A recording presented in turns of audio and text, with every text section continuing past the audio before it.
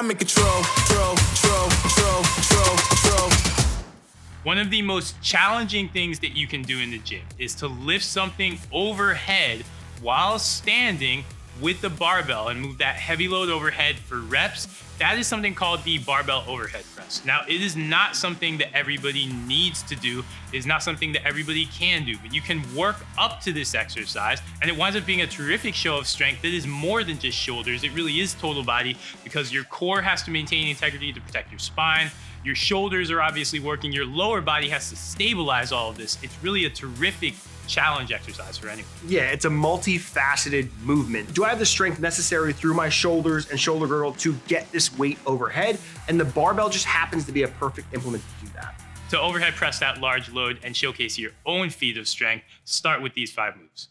Number 5 on our list, we're gonna go with an exercise called the Z press. Now, this is a press that's gonna have you pressing a lot lighter than you're going to with the barbell, but it's a great press to start to understand, 1, pressing mechanics, and 2, we're gonna understand a lot of core control. One of the problems when you see people overhead press, very often they're going to wind up arching their backs because their lower back and their core is not really ready to handle the demand of pressing overhead. When we're in the Z press position, we're taking our legs out of things because we're going to sit down and we're going to press either 2 kettlebells, 2 dumbbells. You can do this with a barbell, but it's not really practical, so stick with the kettlebells or dumbbells. We're gonna press them overhead at once. It's starting to expose your core to the idea that it really has to stabilize because your lower body is completely taken out of the equation. As you mentioned, you're sitting down, but your legs are out of it. So you're not doing it with the back of the seat that you can lean up against and really cheat your way through an overhead press. You have to have the integrity through your core, both on the front side and back side. I feel it most through my mid-back, running up those extensor muscles, supporting that spinal stability. Those are the ones that light up when you're starting to get that weight finally overhead. With anything, when you want to increase your strength, you can try and minimize the points of contact between the ground and the weight. So a standing press will be most challenging, and a Z press is a necessary moment to get to and be able to perfect before you try and approach a barbell overhead press. Start by owning your core. You're gonna want to do this for anywhere from 3 to 4 sets to 8 to 10 reps. You're gonna own your core. That's gonna set the stage for your overhead press. That's number 5. Number 4 is the racked kettlebell march. And the racked position just means having the weight nice and tight to your body, nice tall forearm, and your elbow is clutching up against the rib cage. What this does is it doesn't put too much stress on that shoulder itself, but it's gonna front load the weight so that I can't allow the weight to pull me forward, but I have to stand nice and upright and tall with both front side and back side core muscles working together.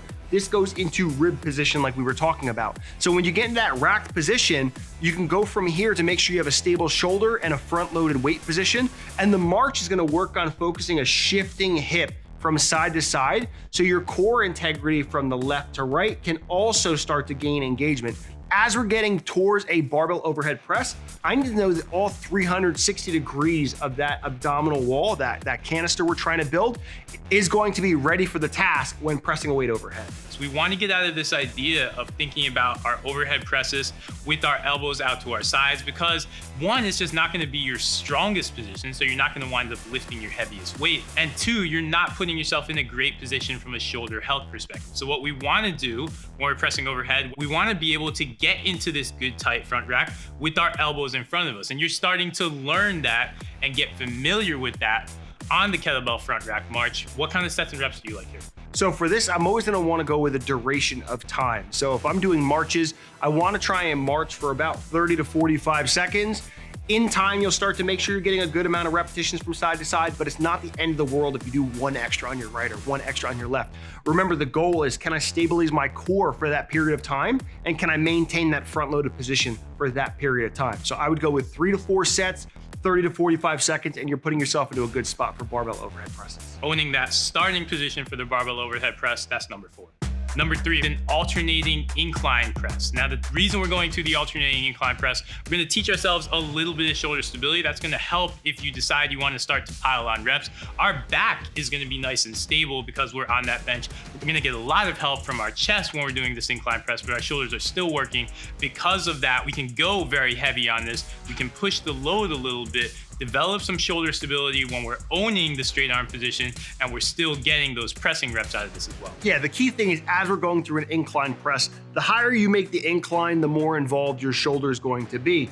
So if you need a little more time to build strength through that, you can go a little closer towards horizontal, and as you get better, you become a little more vertical through the pattern. As you talked about, we're really gonna build up on that front side shoulder, that anterior deltoid. You can use your pecs involved with this. Your triceps are gonna start to feel a pump by extending and letting that elbow flex and taking the arm's responsibility for it. So you're building all those accessory muscles that you need to have when you are gonna be gritting it out for that heavy overhead barbell press. It's not just a shoulder exercise, it's a multi-muscle upper body exercise, and a lift like the incline press is going to help build you towards that in the long run. I like this around 3 to 4 sets of 8 to 10 reps. Again, the reps seem like they are the same for everything, but keeping that 8 to 10 rep range is gonna let you lift heavy while still building a little bit of endurance, still getting that stability work. That's number 3 on the list. Number 2 is gonna be working on the opposite side of the body with the incline bench row. The reason we wanna go with an incline bench row is the angle is everything. With an incline bench, you're gonna support yourself, but you're focusing on the upper back, mainly upper traps and mid traps. That's gonna play a key role when it comes to stabilizing that weight as it descends down through the overhead press back to your shoulders. We can't just get strong in one direction and not be strong and resilient in the opposite direction. So doing an incline row itself is gonna help build that upper back the way we need to, so we can support the bar and know with confidence I'm gonna complete the lift and I can re-rack the lift every single time. The one thing people don't realize when they get into the overhead press is how involved your back is. Just to maintain that really tight overhead press position, my mid-back muscles have to fire, my lats are a little bit active. That's how we maintain that position with stability. Also, we want to be able to get there without having to arch our back, so we need that mid-back strength. You're gonna get that with any rowing variation. I think the thing that I like best about the incline row is that we can load this too.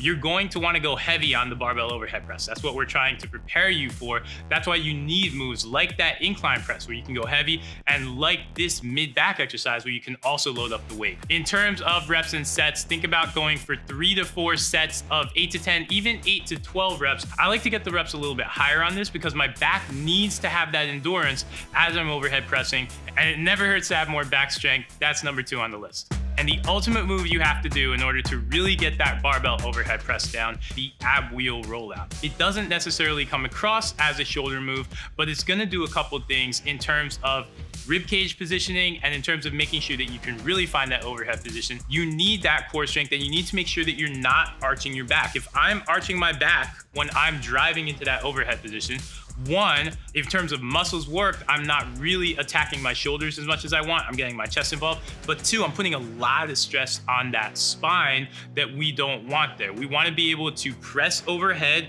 with our rib cage nice and tight, with our abs tight. In order to do that, that literally is the ab wheel rollout. You're gonna roll your torso out as far as you can. We're getting into that shoulder flexion as much as we can when we're doing the ab wheel rollout, and we have to maintain that nice tight core. Our core gets a challenge, and we get to really learn how to protect our spine for when we're doing the overhead press. Yeah, and the key thing when we're going through this is understanding that my arms are slowly elongating from my center point.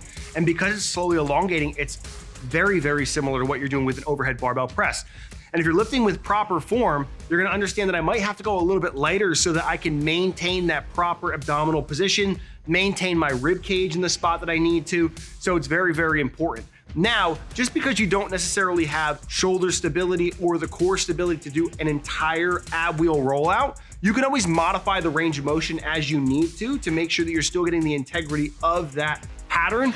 And because of that, I'm generally gonna ask people to do about 3 to 4 sets, and we're gonna max out at about 10 repetitions. We're doing 10 repetitions because I don't need you to do an immense amount of the work, but I do wanna make sure that we have enough of the stability necessary so you can complete the task, and it's gonna translate the way we want to in the move we're actually gonna be doing. Also, every single rep you're doing of that ab wheel rollout is not taking 1 to 2 seconds. You're gonna take 3 to 4 seconds to get out there. So you're gonna pile up time under tension for your core. You're gonna pile up a lot more challenge too for your shoulders. I think what I really love about the ab wheel rollout too is it's something that everybody can do. Even if you don't think you can do it, you can do an ab wheel rollout. You just might not take it as far. This is a very, very scalable exercise. So if you are very, very proficient, if your core is strong, if you have great shoulder mobility, we're gonna get your torso out so that it's near 2-3 inches from the ground. If you are not at that point, if we don't have the shoulder mobility, if I can only get my hand slightly above my shoulder, that's okay. We can still work the ab wheel rollout. You're still gonna develop core strength, and gradually over time, you're gonna be able to take that rollout farther and farther and farther. Once you can get that rollout relatively far out where your arms are almost parallel to your torso, that's when you'll know you really have that core stability that you need to own your overhead press. The big lesson of this entire video winds up being that the overhead press is not just about your shoulders. A lot of this comes down to core control. You've got to protect your spine in order to lift that heavy load overhead. The beautiful thing about these 5 exercises is they're gonna focus on the stability with the ground. Do we have our rib cage in the right position? Do we have the core integrity that we need to when it comes to our pressing? And ultimately, is our shoulder girdle both stable enough and mobile enough to allow us to press this weight overhead safely and effectively? If you can go through all 5 of these exercises and check all the boxes, you've really put yourself into a position to PR and expand your upper body strength as we know it.